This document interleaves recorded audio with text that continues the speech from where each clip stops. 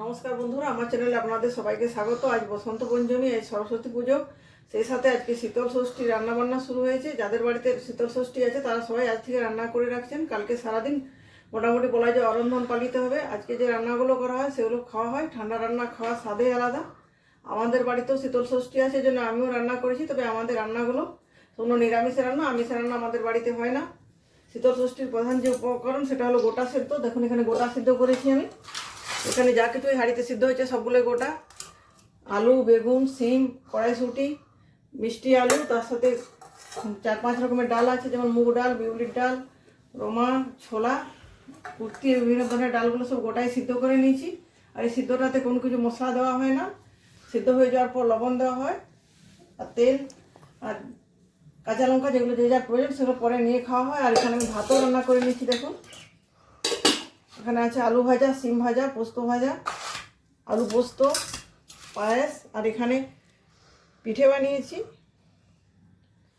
এখানে আছে কিছু মিষ্টি, পুরভরা কাঁকড়া পিঠে, আর ফল।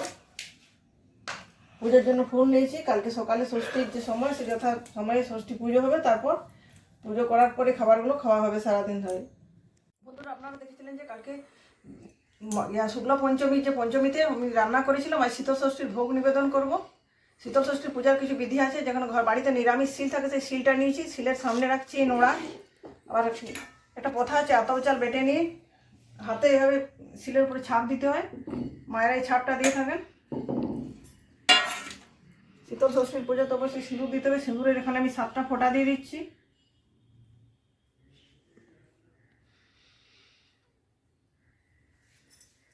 আর দিচ্ছি যে দইয়ের 7টা ফোঁটা। অনেক জায়গাতে সাদা চন্দনের ফোঁটা দেওয়ার চল আছে। ও শিলের উপরে রেখে দিচ্ছি। সব ফল জোড়ায় রাখতে হবে। 2টো জোড়া কলা, কুল, সিম, মিষ্টি আলু, রাঙা আলু, আর নোড়াটা রাখছি এর পাশে। এবারে যে কাপড়টা নিয়েছি, দেখুন কাপড় নিতে পারেন, হলুদ মাখানো কাপড়টা নিতে হবে। কাপড়টা পরে এখানে ঢেকে দেবো এইভাবে। এখন ঢাকছি না। এরপর কালকে যে রান্নাগুলো করেছিলাম সেই রান্না সব ভোগগুলো এখানে নিবেদন করছি। এখানে দিয়ে দিচ্ছি দেখুন বাসি ভাত। এই ভোগ একটা নিয়ম আছে, গোটা সিদ্ধ করতে হয় আর ভাত করতে হয়। আগের দিন রান্না করে পরের দিন সেটা ষষ্ঠীকে নিবেদন করতে হয়। এখানে দিচ্ছি ভাত, পোস্ত বাটা, ভাজা, সিম ভাজা, আলু ভাজা, আর এখানে যে কাঁকড়া পিঠে পুর ভরা দিয়েছি, লুচি দিয়েছি, গড়গড়ে পিঠে দিয়েছি, খাপড় মন্ডা দিয়েছি, এগুলো সব এখানে দিয়ে দিলাম। এরপর দিচ্ছি পায়েস। মেন উপকরণ গোটা সেদ্ধ, আলু পোস্ত আর লাড্ডু। ফলগুলো তো কাল থেকে দেওয়াই ছিল, আপনারা সকলেই দেখেছেন। এই পূজার মেন উপাচার হচ্ছে দই এবং হলুদ। এবার দই হলুদের যে ছেটা, এগুলো সব উপরে ছড়িয়ে দেবো। বাকি যে রান্নাগুলো আছে সেদিকেও ছড়িয়ে দিচ্ছি, তারপরে খাবারটা খাওয়া যাবে। এরপরে হলুদ কাপড়টা দিয়ে আমি এখানে রেখে দিচ্ছি। এই মা ষষ্ঠীর পুজো উপলক্ষে একটা কথা প্রচলন আছে।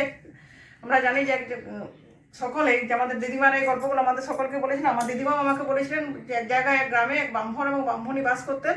তাদের 7 ছেলে মেয়ে, 7 বউ ছিল, কিন্তু তার কোনো নাতি নাতনি ছিল না। তিনি খুব মনের দুঃখে দিন কাটাচ্ছিলেন। হঠাৎ একদিন এক বুড়িমার সাথে দেখা হয়। বুড়িমা বলেন, কি রে, তোর নাতি নাতনি কয়টি? বলে, না মা, আমার কোনো নাতি নাতনি নেই। কোনো উপায় বলতে পারেন আমার নাতি নাতি কী করে সংসারে আসবে? তখন বুড়িমা বলেন, তুই শুক্লা পঞ্চমীতে রান্না করে পরের দিন শীতল ষষ্ঠীতে ভোগ নিবেদন করবি মা ষষ্ঠীকে, তাহলে তোর ঘর নাতি নাতনিতে পরিপূর্ণ হয়ে যাবে। সেই কথা মতো কাজ শুরু করে বুড়িমা, এবং সে শীতল ষষ্ঠী পূজা করে ভোগ নিবেদন করে। পরের বছর তার সংসার নাতি নাতনিতে ভরে যায়। এভাবে দিন যেতে থাকে। বেশ কয়েক বছর পর বুড়িমার হঠাৎ করে ইচ্ছে হয় যে আজ শীতল ষষ্ঠী দিনে সে গরম জলে স্নান করবে এবং গরম গরম ভাত খাবে। তার 7 বৌমা এদিক ওদিক চাওয়াচাই করে সকলের দিকে। তারপর বলে, না মা, আজ তো শীতল ষষ্ঠী, আজ তো অরন্ধন, আজ তো উনুন জ্বালাবো না। বলে, না, আমার গায়ে ইচ্ছে করছে গরম ভাত খাবো এবং গরম জলে স্নান করবো।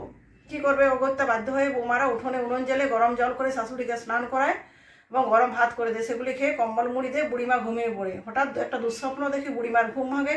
বুড়িমা ঘুম ভেঙে উঠে দেখে তার উঠোনে বিড়ালটা মরে পড়ে আছে, তার সদর দরজার কাছে কুকুরটা মরে পড়ে আছে, গোয়ালে সব গরু বাছুর মরে পড়ে আছে। তারপর সে দরজা ধাকাতে থাকে ছেলেদের, সব ছেলের ঘরে।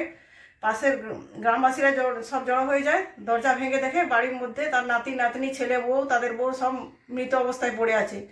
এই অবস্থা দেখে বুড়িমা উদ্ভ্রান্তের মধ্যে জঙ্গলের দিকে ছুটতে থাকে। জঙ্গলে বট গাছের নিচে দেখে এক বুড়িমা বসে আছেন, তার সারা শরীরে বড় বড় ফুসকা।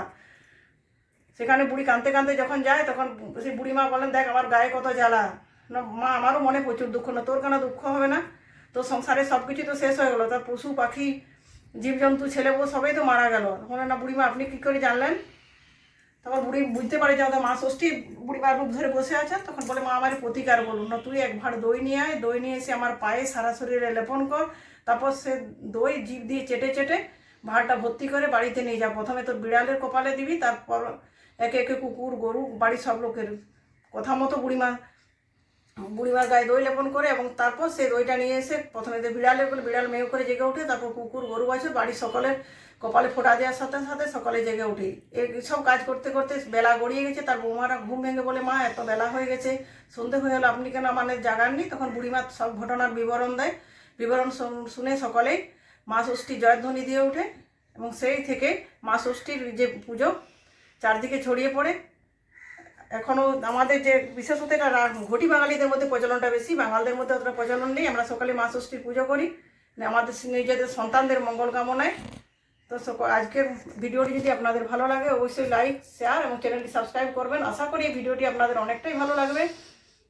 আজকের মতো এ পর্যন্ত। ভিডিও শেষে সকলে একসাথে বলে উঠে চলুন জয় মা ষষ্ঠীর জয়।